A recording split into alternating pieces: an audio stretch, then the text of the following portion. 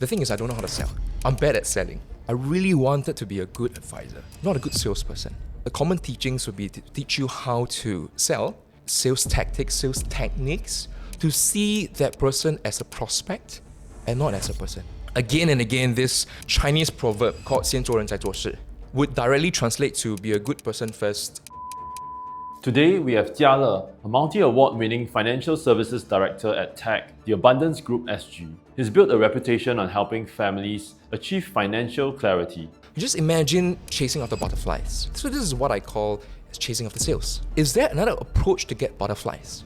You can move from chasing after butterflies to building gardens. Your focus becomes trying to bring value and serve other people instead of selling people. Jiale didn't just stop at advising, he's now setting his sights on something bigger, helping other advisors gain clarity on building a long-term sustainable practice with ease and joy. If you don't communicate your intention to serve, people will second your intention to sell. So you have to communicate to them that I'm not here to sell. When you start with asking great questions, you naturally communicate that intention to them.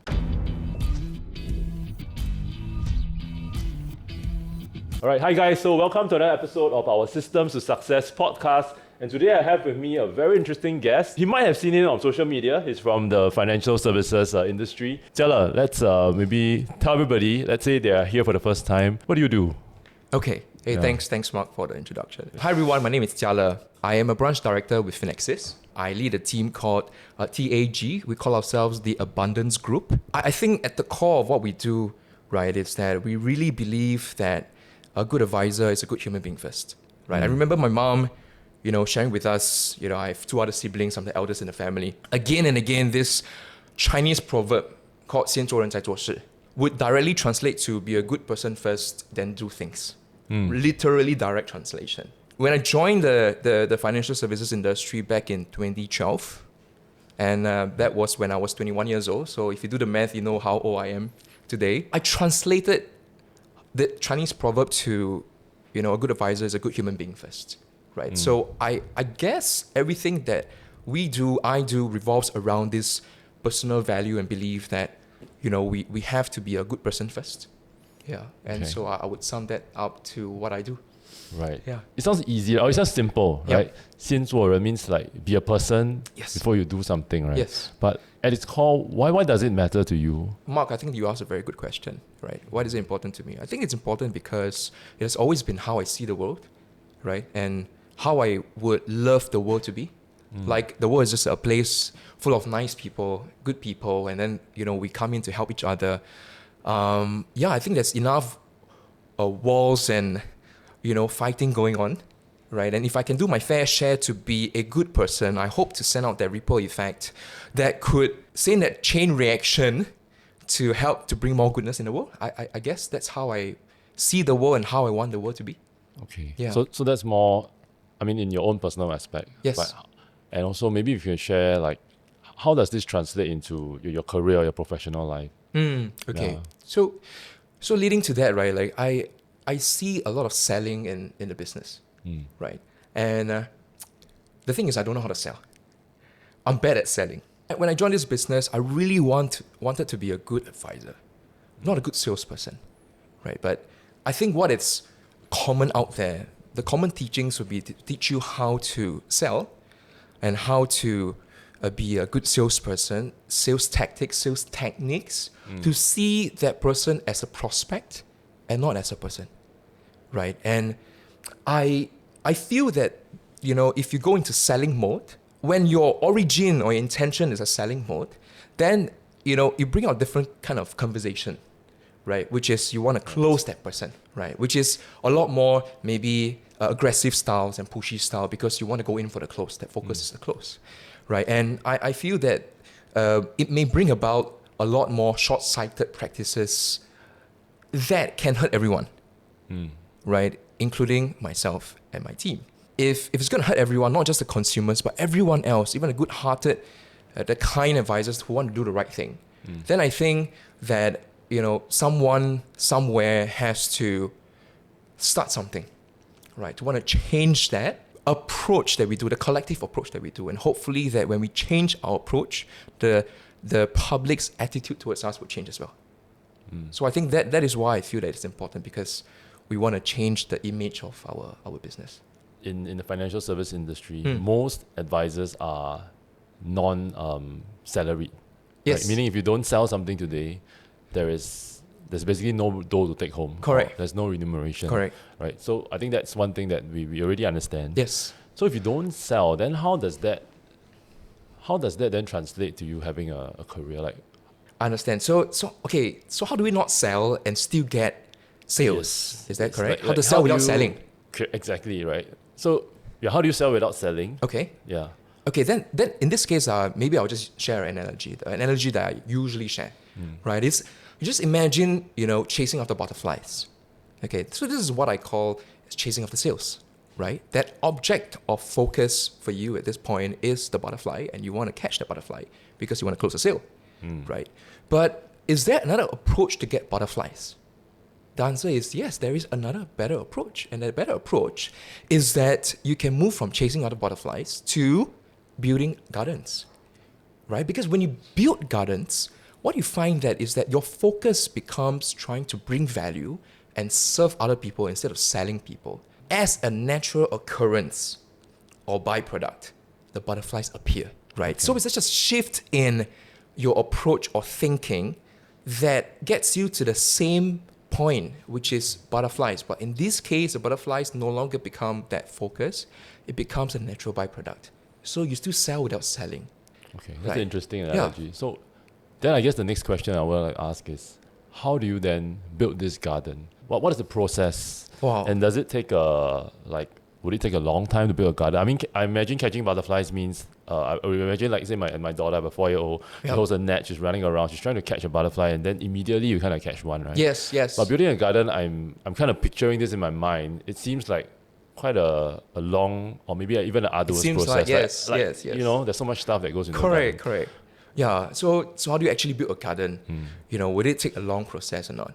So I guess we have to clear this elephant in the room, right? Like, okay, the truth is, it takes a longer time, right? Like chasing other butterflies is fast, right? It's faster, but it's fleeting. Does it make sense? Like you get a quick sale, yes, but do you actually open up that person, or it's just a one-time sale, right? And if you do that, will you have lost your future opportunities with that one person just because you wanted to have a quicker sale and a faster sale, right? So yes, it is fast, but it's fleeting.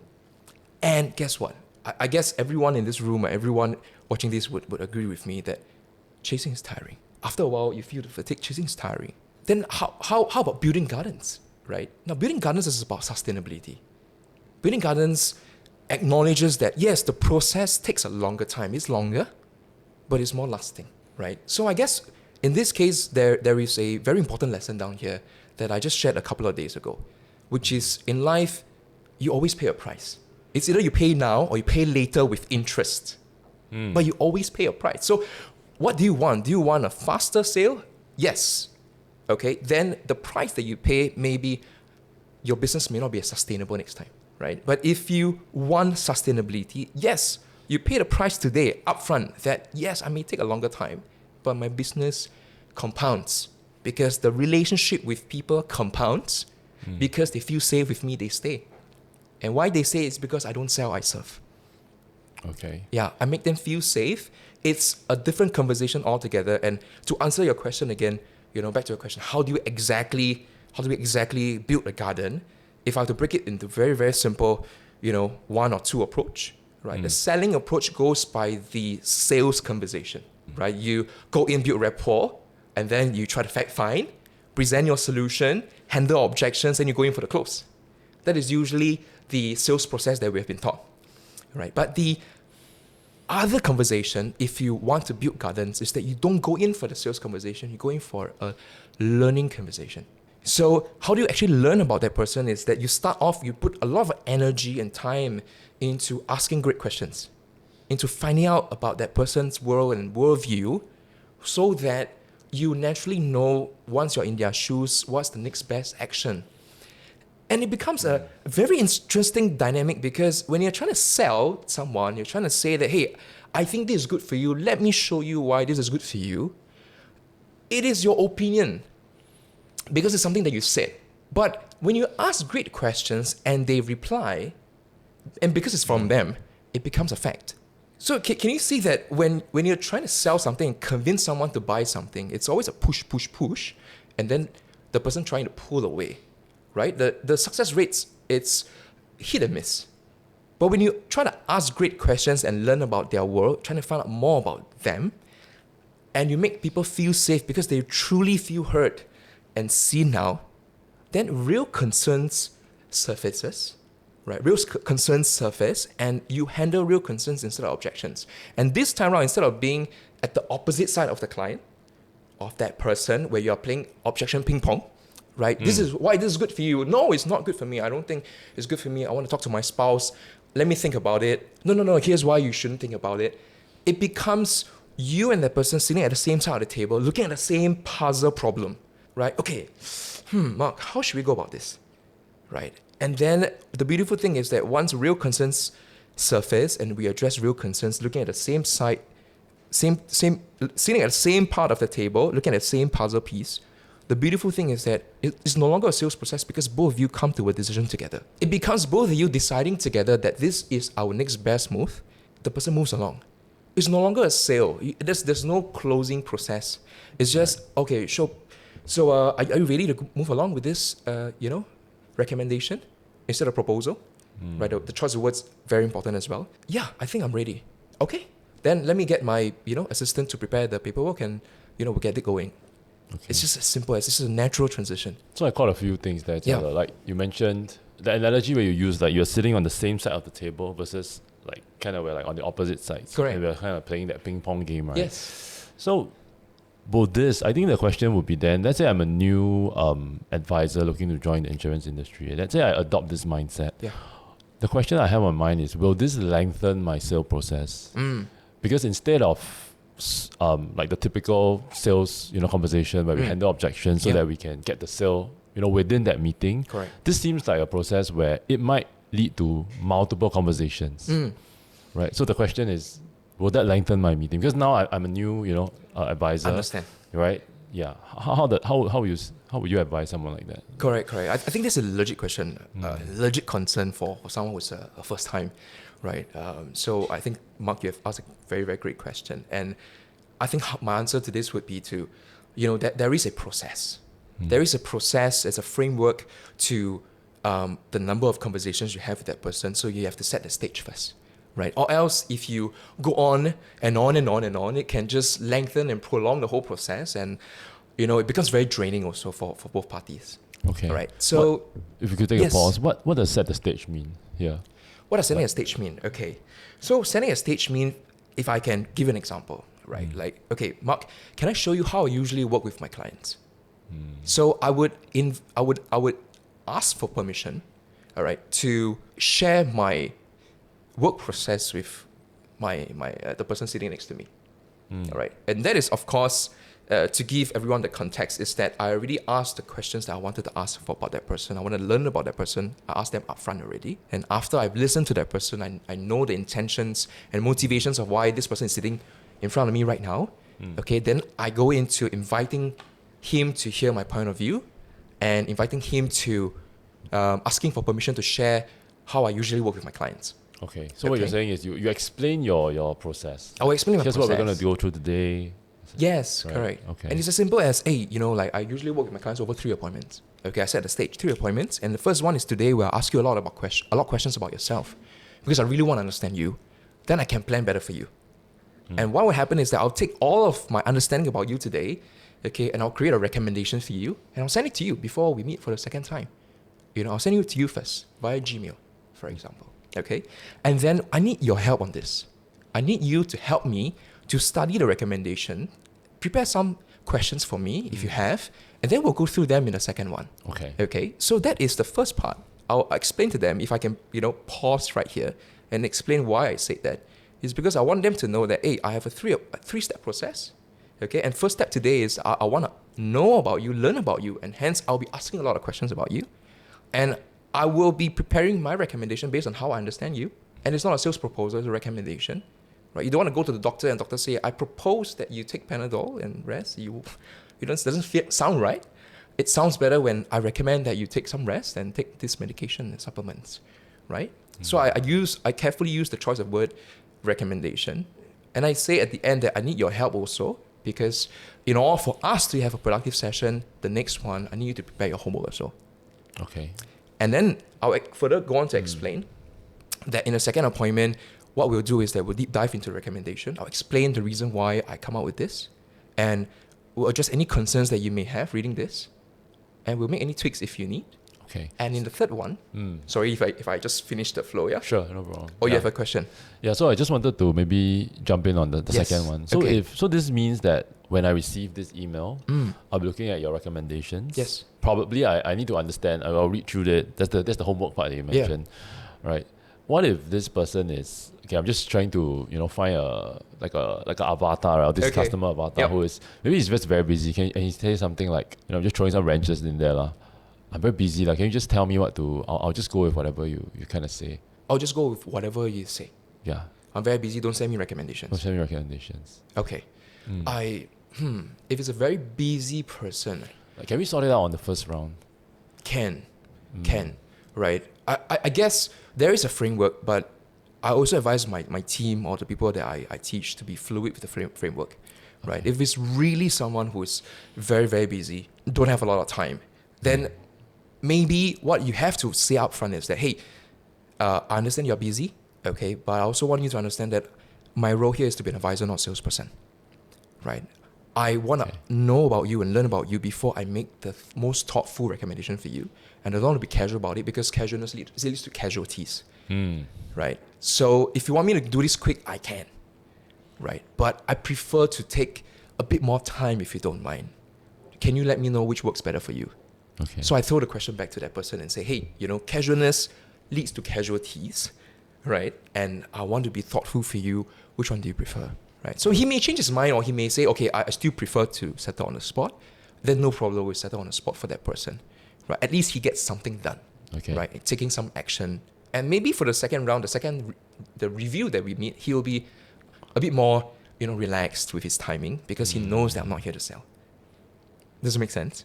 Right. Yeah. Right. That's I think what you're explaining is like, because sometimes I guess when you go into this kind of a conversation with any agent, or whether it's real estate, insurance, or any place, right, where a sales process is going to take place, you kind of have your guard up, right? Yes. All of us have that guard up kind of a thing. So Correct. when you tell them directly that I'm not here to sell you anything, Yes. or today I have nothing for you to sign actually. Correct. Right. They kind of be a little bit more comfortable. You're right. They tend to open up more. Yes. They tend to share more. Yes. Which I think along with that line you said, like sometimes having casual conversations does create casualties, right? And by doing this process, actually when they are truthful to and honest about what they're sharing, it also helps Correct. you as the consultant here Exactly. to give the right kind of advice or to prescribe the right recommendations. Correct. Correct. Because if the client is closed up because the guard it's up, right? And because it's a sales meeting and they naturally will have that guard up. What I learned from another teacher is that if you don't communicate your intention to serve, people will second your intention to sell. So you have to communicate to them that I'm not here to sell. So do you do this every session, like before you meet with a prospect, or even when you just have met this prospect for the first time? Is this something that you would like diligently say, like you would make it a point? Yes. That my intention is this today. Yes. Yes. Okay. In fact, when you start with asking great questions, you naturally communicate that intention to them. Instead of, okay, come, this is my solution. This is the best one in the market right now, right? These are the benefits and features. So we don't go there, right? We go with asking great questions, understanding about that person. And the beautiful part is that when you ask questions and you repeat after them and check if you got it correct, what happens is that the client feels truly heard and understood because you have proven to him that you have heard him by repeating it in your own words. And that is where the two of you found alignment. In the third appointment, if everything's okay, that is the follow through for us. So that's what I tell them, right? So first one is to ask you questions. So the questions can help me understand more about you. I create recommendations. I need you to do your homework. Second one is we'll deep dive and then we'll address any concerns and we will make any tweaks or edits or changes to the recommendation. And the third one, if everything's okay, we'll just follow through. We'll declare our health conditions to the insurer, fill out application forms, and we see what they say. I don't say it's a closing appointment. No one wants to be closed, right? So I'll say it's a follow-through appointment, and I'll say that if everything's okay, the first two have been done well, then we'll just naturally go into the follow-through, send the application forms in, and we see what the insurers say, right? Because you might not get a standard application. Okay. You might get a counter offer from the insurer, right? Yeah, and I ask them, is that okay for you? Is this process okay for you, right? And if this process is okay for them, they say yes. Then naturally they already know and expect a 3-step process. Now, it doesn't have to be a 3-step process. Some advisors ask me, can it be a 2? You can. It can be a 2. I prefer a 3, especially when I'm meeting someone for the first time. I always think about not going in for the close, but going in for the open. It's not an immediate sale, but an infinite sale, right? If you go for an immediate sale, you go in for the sales conversation, try to close the person quick. But if you go in to focus on opening up that person, you open up multiple doors behind that person and opportunities to go back again and again and again. It's different conversations, different skills, different results, I would say. I don't know if you started out already having this mindset. Like when you first joined the industry, like what was your journey like? This was like how many years ago? Wow, 12 years ago, bro. 13 12 years years ago. Yeah. Okay. No, I definitely did not start out like that. Yeah. Okay. I started out really doing the road shows, the cold calling, and the street canvassing at Raffles Place. Okay, that sounds about right. Yeah, that sounds about about right, right? Like for anyone who's Correct. starting out as an insurance advisor or financial advisor, Correct. those are quite typical. So what changed? What changed is that I always wanted to serve and not to sell. But the teachings around me have been focused on how to be a great salesperson and not really a great advisor, right? And so I bang into the same walls that everyone else is bang into, right? Getting objections, not knowing that objections are symptoms and not the real problems. So trying to handle objections when they are smoke screens, right? I like to talk to my spouse, but actually the spouse is not the real concern. It is just a polite way for them to say no, and it takes a lot of courage to say no also, right? So they rather, ghost on you or give you smoke screens to be nice, to be polite. So I go through a lot of that in my earlier days, and I sort of trying to refine the process along the way. Okay. Yeah, by learning from other teachers also. Right. Yes. What were some of these? You mentioned a few times that you had other teachers, right? Maybe what was one of them that really helped to shape your, I don't know, whether it's a mindset thing or to switch up this process that you were kind of already doing? I understand. Yeah. Okay. So there's this teacher called Eric Feng. Yeah. Okay. I think Eric Feng, it's well known in both properties and the financial services industry. Yes. Right. So Eric Feng is a dear friend of mine, dear teacher of mine as well. When I think back in 2015, I went for his seminar. All right, it was like a 3-day workshop. I could not remember anything that he taught on that day, on that 3 days, but one thing. I took away one thing, and that was enough to pivot the course of the rest of my practice so far. Which is, he says that you actually can move from hunting to attracting. It is possible to attract clients. Okay. You don't really have to hunt, because the default way we have been taught is to sell, is to hunt, is to push. But you can attract. Attraction is possible. So it was just that seed that he planted in my mind at that time.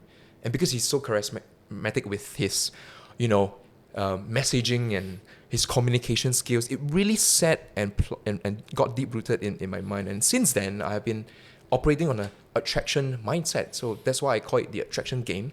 I thought about, okay, if I want to attract a client, what kind of approach should I use to attract versus hunt?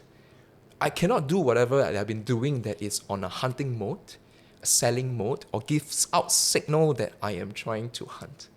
I have to do it another way. And so then I, continue to learn from him from afar, and I continue to, talk to him, talk to other teachers. But the real feedback comes from your clients, right? When you try something and you bang a wall, then you try to, change it a bit and slowly refine along the way. 12 years later, I think I have built, somewhat a beautiful garden. Right. Yeah. What was the first step you took when you were going to build this garden? What was that? That first step. What was it exactly? Did you do something? Understand, yeah. So the first step that I took, and that was back in 2015, so about 10 years ago, is that I started taking selfies with my clients. Just selfies? Just selfies. So Just selfies. And I mean, it might not work so much now because, the bar has risen, right? Yeah. But back in those days, not many people were taking selfies with their clients, right? And the reason why I do that is because the image of financial advisors is that, okay, they sell and I don't want to, associate with them. Right. I want to buy and I want to go. I don't want Just to a talk one-off too thing, much like- with my agent. They call it agent and instead of advisor. He's an insurance agent, right? And I do not want to be associated with insurance agents. And hence, you would hardly see a smiling photo with an agent. So I would just want to break that mold and change it up a bit. So I decided that, hey, I'm not an agent, I'm an advisor, okay? I want to show people that, hey, people do enjoy their time with advisors. So I just started taking selfies, that's all. Thereafter, I took selfies plus testimonial. Okay. So it's like a selfie photo testimonial caption Right. Okay. on Facebook, right? And I did it almost every other day. Yeah, and that was how I began. And true enough, what Eric Feng said, people came just by selfies. Just photos, a caption, and then people started coming. Okay. Correct. Was there a strategy behind this? A strategy meaning? Like do you have a so after you take the photo, Yeah. the client writes a caption and you kind of just post it on Facebook. I mean, those were the Facebook era. I think this was before Yes. even Instagram and TikTok Before and all that Instagram, came, yes. came alive. Yeah. Like, was there a strategy? Like, do you go with this as a strategy? Like, okay, I'm going to do this every single day to post. Or was it more like okay, like you said, you wanted to, like, maybe show or even have the client treat you not as a agent, like an advisor, as a friend who is really giving, like, good advice, honest advice. That's what friends do, right? They'll tell you when you kind of are not yourself or you're just doing something bad, Yep. right? So just being truthful about it. Yep. Like, so the strategy part is more like was there an intentional portion rather than just taking? Was there a longer game plan, like, or was it more like you just felt that was right at that point? Yeah. I guess at that point in time, that was the strategy. Okay. It was the start of me trying out the attraction game.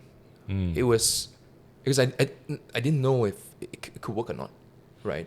So I just really wanted to try it out. In fact, this idea was not from me.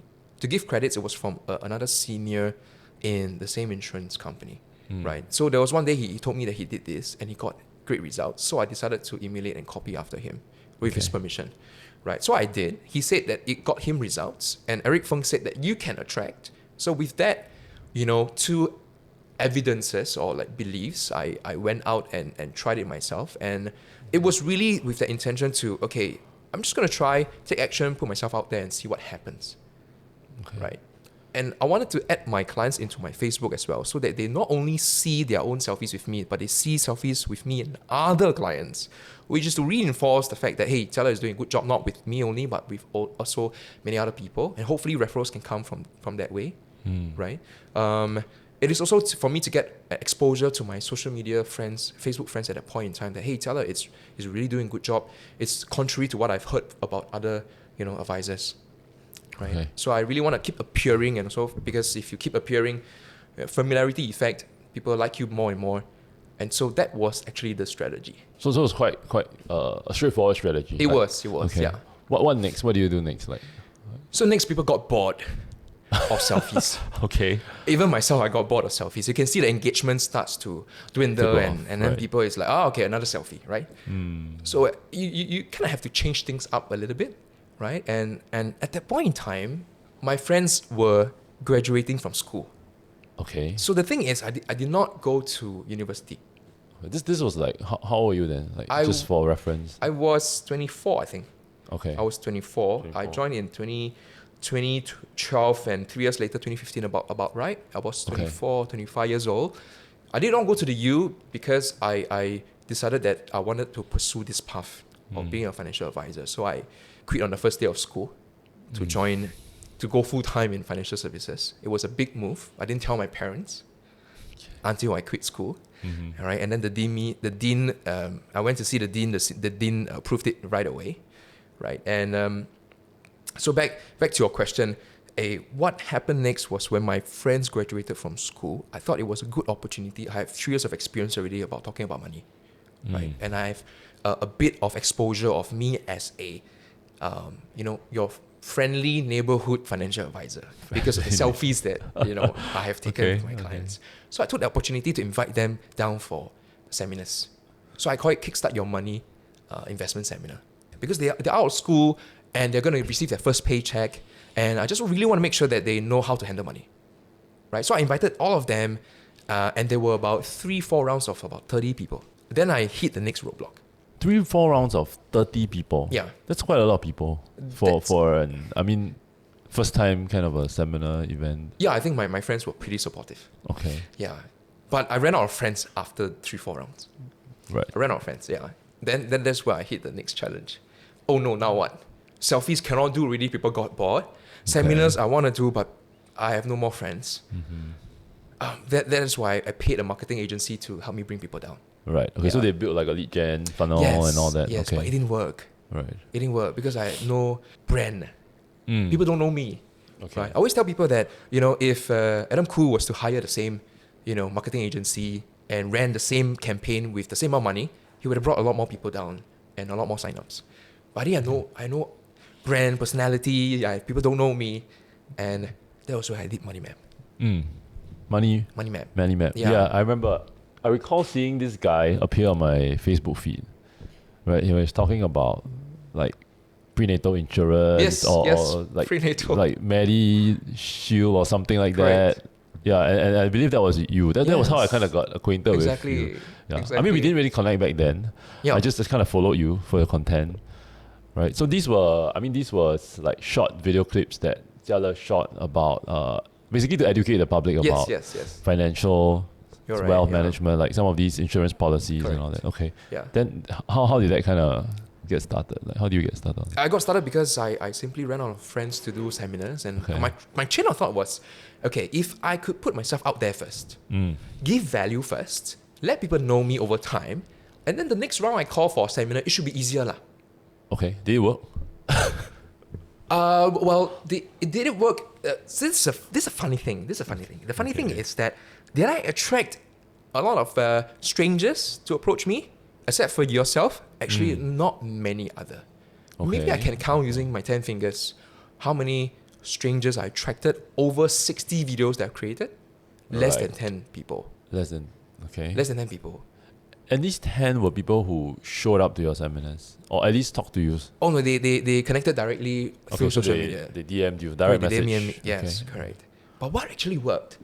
So the strangers part didn't work. And I thought like putting myself out there, I would attract people who would warm up to me over time, see my value and want to talk to me, right? Like because back then, not many people were doing videos. Simple videos to explain insurance. I was one of the few and it was a blue ocean. Yep. But it didn't work.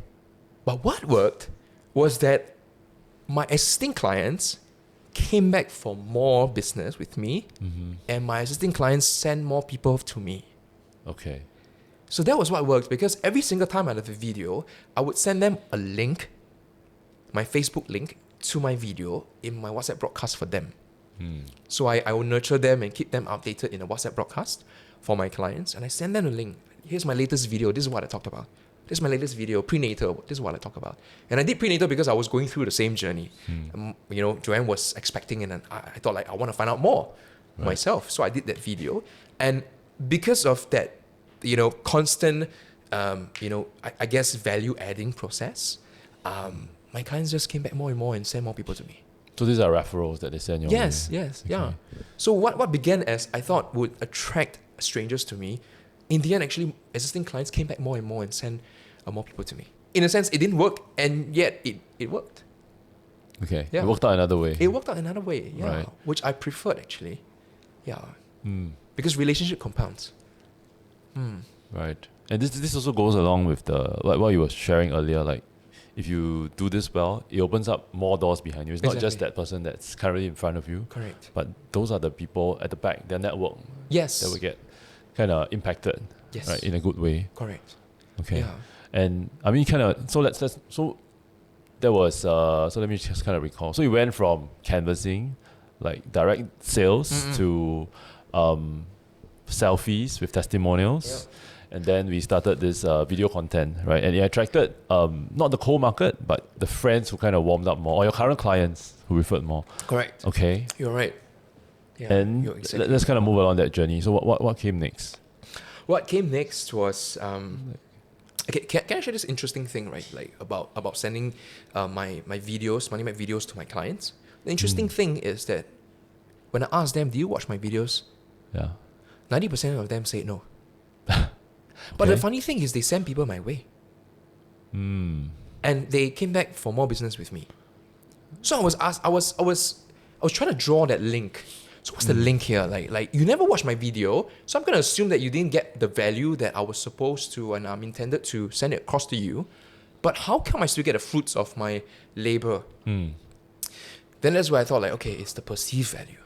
Okay, perceived, right? Yeah, Interesting. it's How does that? because at the back of their minds, they know that I'm trying to give them value. And when I asked them, why you never watch my video? I spent a lot of time, to simplify this concept and share with you. And these are all the questions that you all usually ask me. And they said something profound. Because if I have any questions, I know I can ask you anytime. Why do I have to watch that video? I'm like, wow. Okay. So that led me to the concept of perceived value versus real value, right? Like perceived value, it's as important as real value. Perceived value or attraction makes people come, Right. but the real value makes people stay, right? Yeah, and so sorry I digress because I thought I wanted to share this concept, yeah, because for those who are aspiring to do videos out there, for their own network and people, they may not necessarily watch your video or your content because simply because they know that they can reach out to you anytime. I guess it's quite similar. I mean, thanks for sharing that, Jiale. It's just like when we're shooting this podcast right now, right?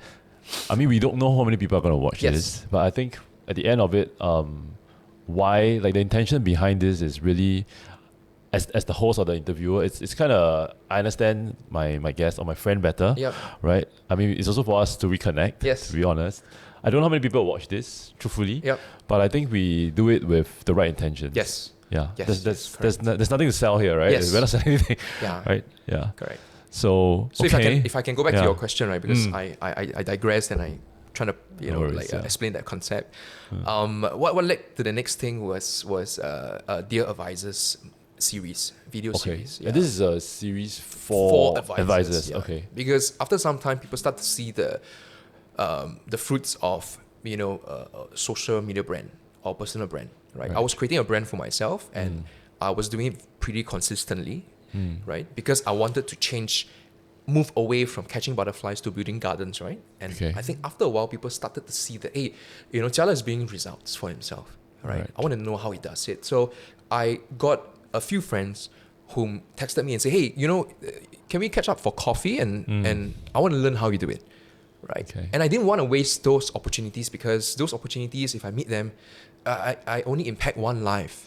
Right in front of them. So what I did was I take my Samsung camera and I just put it by the side with a tripod with a Boya kind of audio mic, still wired back then.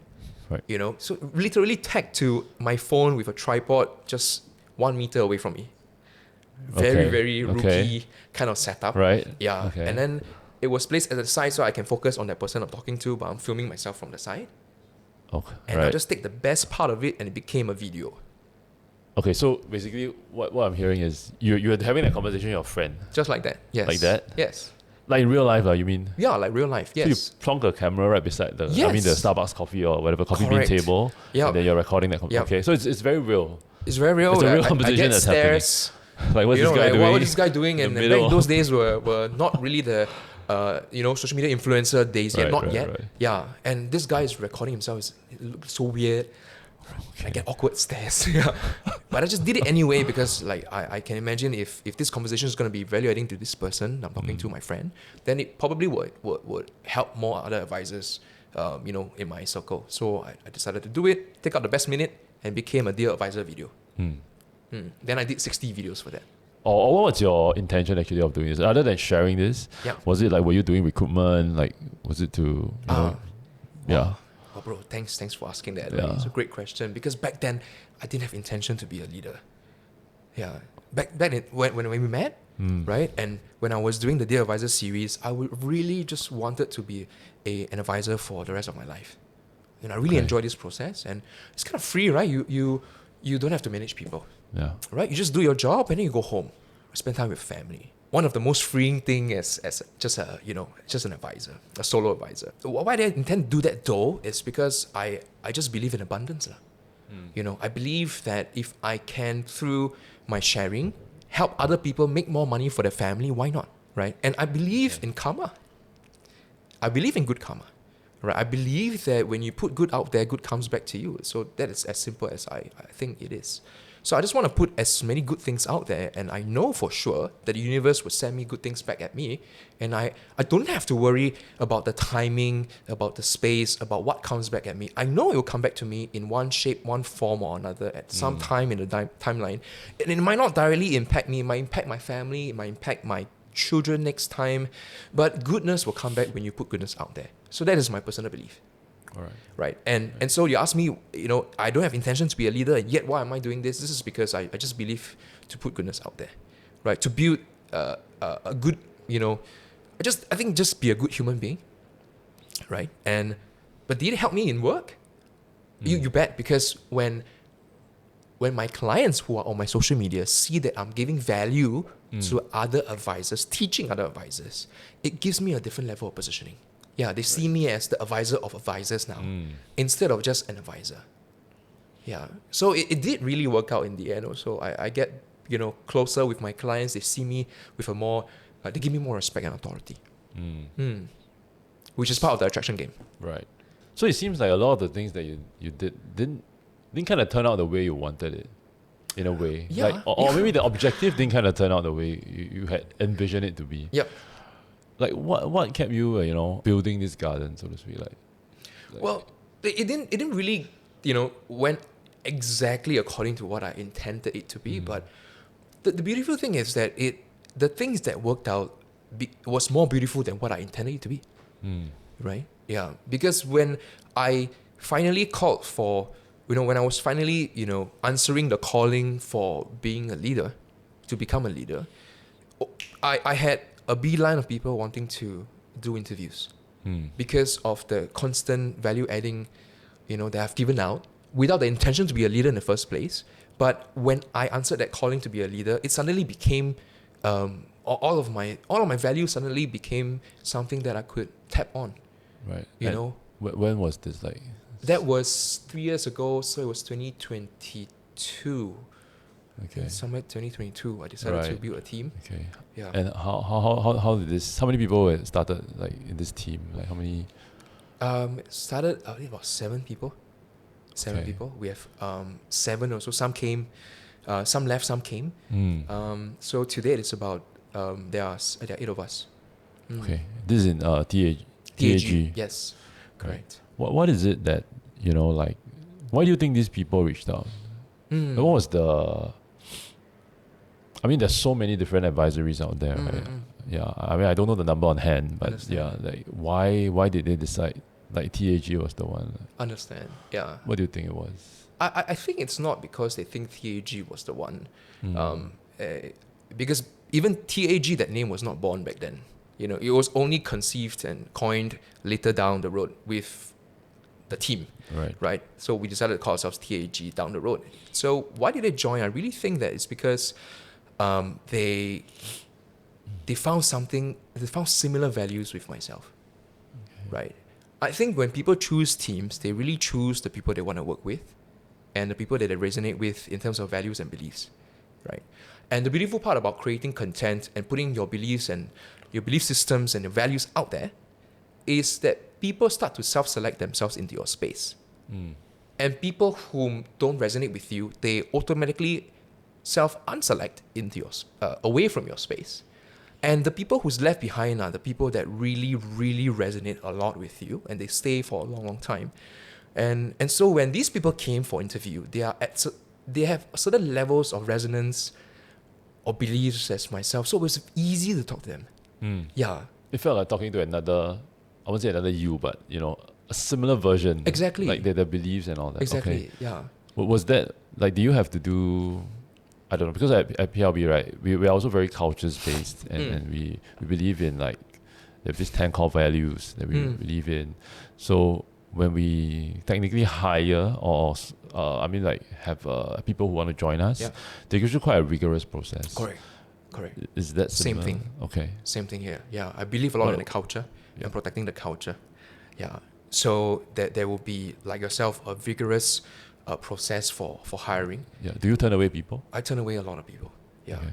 And I always tell them, hey, like some of them are good people, but I think there's a difference between good people and being good fits. So What some of does them I that tell mean? them, hey, you are a good person, but I think that you may be a better fit elsewhere, right? That you can grow and progress. TAG might not be the place for you.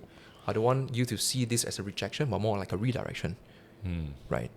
Like I would just want to put as nicely as possible, as gently as possible that, hey, this is my point of view only, right? I may be wrong, I may regret my decision to turn you away, right, and redirect you to another team, but at least at this season and this time and space, this is what I feel, and I hope that you can find your success in another person who can truly guide you. Right. Yeah. So I turned away quite a few. Yeah. I mean, I also believe in this this concept, or like there are different seasons in everyone's life. Correct. Right. Like, I mean, one of the biggest turning points. I mean, both of us are fathers. Like Yeah. that was, I think, one of the most I don't know what's the word to use now. Like it really changed. Yep. Like priorities. Yes. How we look at work. Yes. Like time is no longer my time or even me and my wife's time. There's no like, Exactly. right? Like Exactly.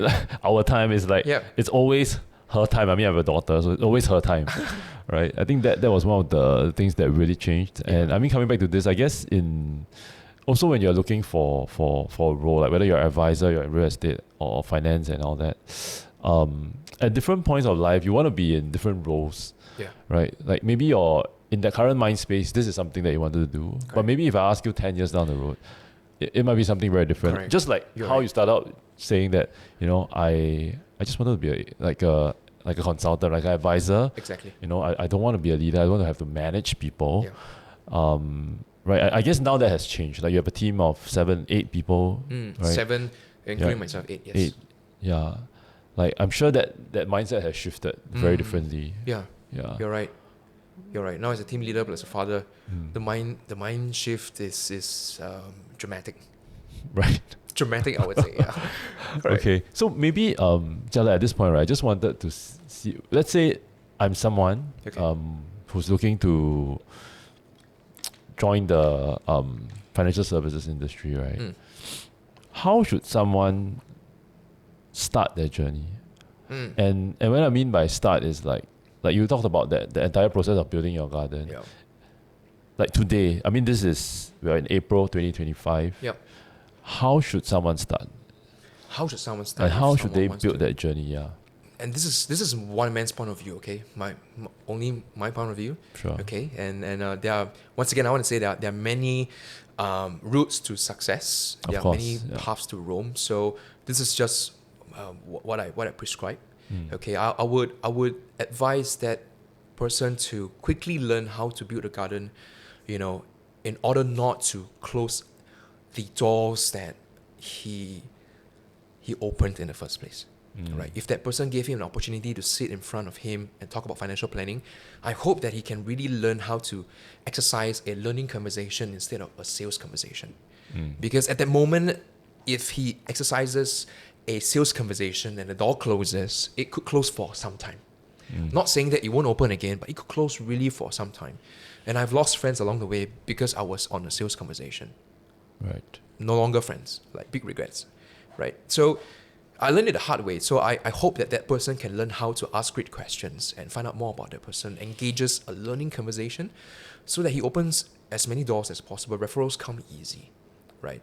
It is really a longer process, but it's not a dramatically long process. As I mentioned just now, it's just a 3-step process, right? So instead of a closing on the first step, which 50-50, right? Your odds are 50-50 whether you close that person on the first meeting or not.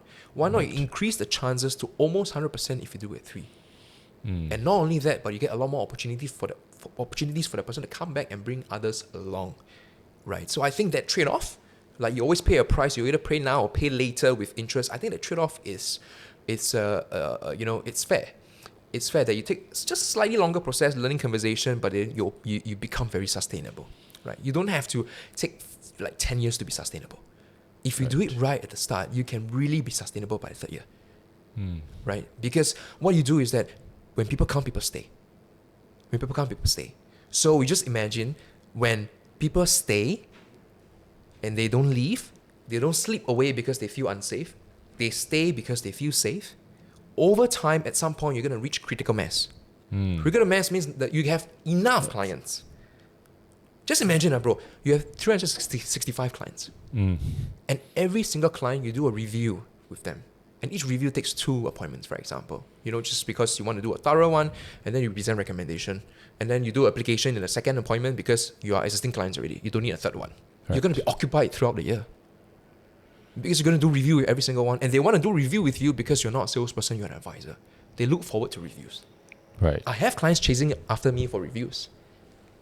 Oh, hey, I think we never do review this year. Can we hop on a review? I really want to review my policies. I'm like, okay, I'm sorry. Let's arrange for a review session. Wouldn't it be nice if you have your calendar automatically filled up with clients because they choose to stay and because they choose to serve and not just to sell? Yeah. So that's what I'll advise him as quickly as possible to do that. But that is only one part of the equation. I feel like if you want to build a good personal reputation or personal brand, there's online and offline. So the offline version is what I just spoke about, which is in person, offline. What conversations are you engaging?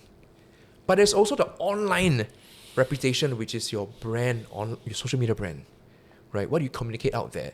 I feel that if you are communicating always, you're amplifying your voice, right? It's like giving you a loud hailer for you to have a wider outreach so that you can attract more people into your space.